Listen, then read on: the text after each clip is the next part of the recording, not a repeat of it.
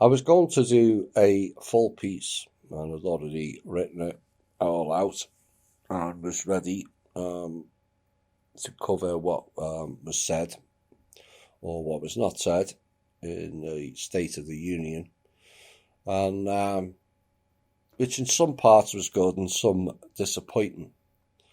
And the main aspect, which is the focus of attention of it, that bothers me personally, and make that clear, is the whole focus of attention is on all things military and war. And I don't believe it is what this country should be portrayed as, and reaffirms to the rest of the world who are stereotyping of America and Americans as a nation of warmongers, which is not correct. You know, I've been there nearly 18 years now, and that's not what I see. Americans have many other qualities, skills, and abilities that should be highlighted, and not celebrating all things military and past wars. And we have to change that image and the perception. Now, during the speech, he came in and ignored the Pelosi handshake, which some will see as an affront. But what is an affront is the whole impeachment thing to begin with. That was following, or the vote was following the following day. All ran and produced by Pelosi with actual criminal-based accomplices that finally reached its inevitable conclusion yesterday, and the vote was no. Which this show stated would be the case. But it wasn't that hard of a prediction to work out, seeing as the ever-increasing criminal enterprise group known as the Democrat Party does not hold majority there.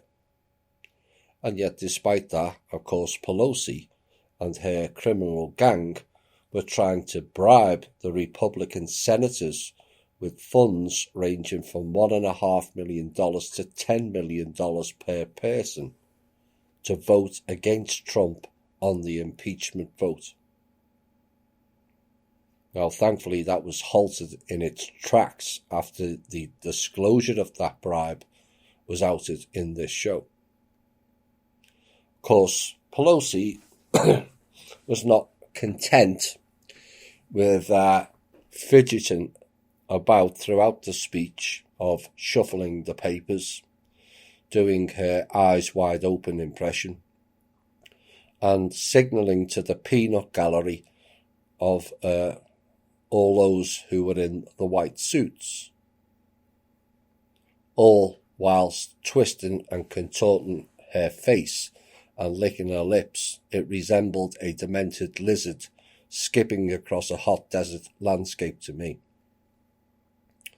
And if that wasn't enough, which it really is, for what is America's third highest position on the political front as the Speaker of the House, Pelosi went on to excelling herself. As Speaker of the House, you are supposedly have to carry a certain amount of class and decorum. As Speaker, you are supposed to be able to speak properly as well. Now, I'm hardly the best speaker, but I do not sound like some insane, incoherent rambler who struggles to put one sentence together, never mind a whole speech, and it doesn't look good no matter which side of the political divide you are on. Pelosi neither has class or anything resembling decorum, and in a fit of temper did the most classless act, I am told, ever in American speech-based politics history, and tore up the script the President is obligated to present to her and the Vice President,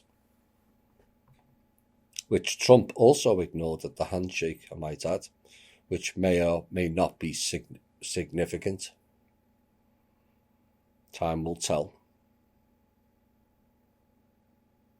But it was a disgusting act of petulance that should have slapped every American in their face.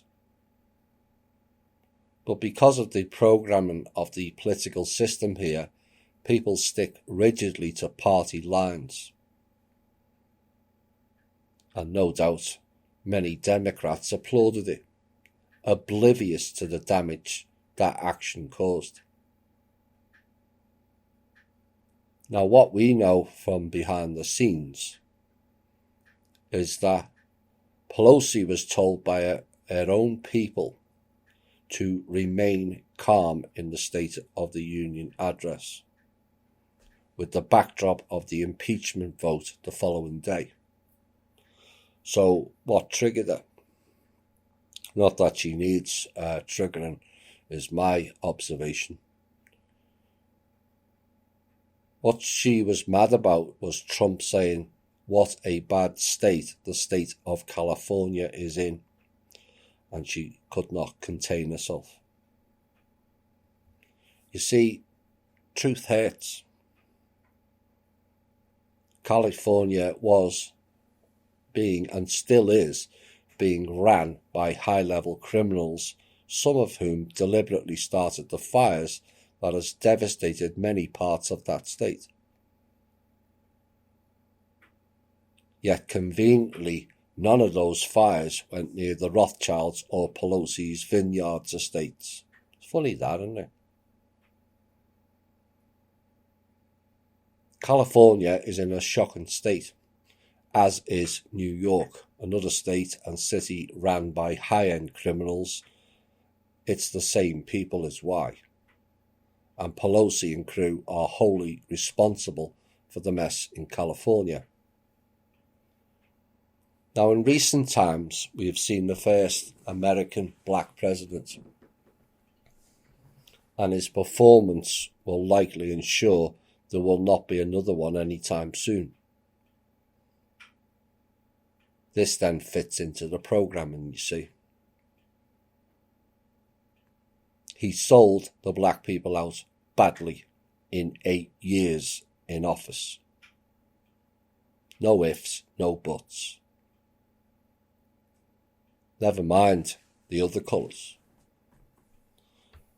And the next hurdle to overcome, as they, like the black community, were marginalised by some think tank divide and conquer programme, was a female president.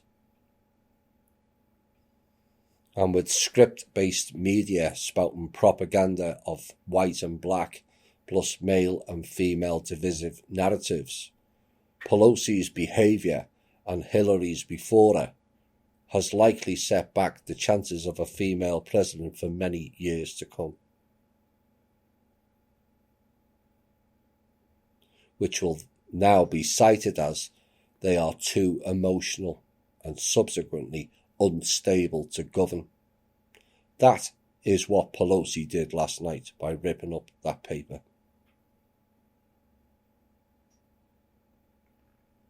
Over 100 years of building up the women's movement and equal status, all destroyed in 4 years by Hillary and Pelosi inability to act like decent human beings.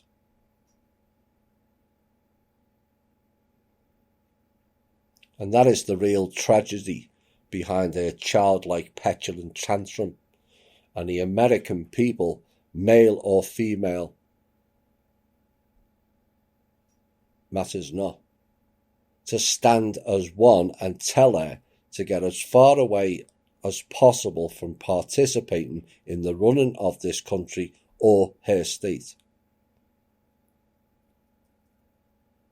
And given the various criminal acts she has been involved in and with, preferably behind bars where she belongs. From there she can rip up pieces of paper for the rest of her days, preferably the Green Deal, which is a piece of legislation designed solely to enrich the Pelosi family. Oops.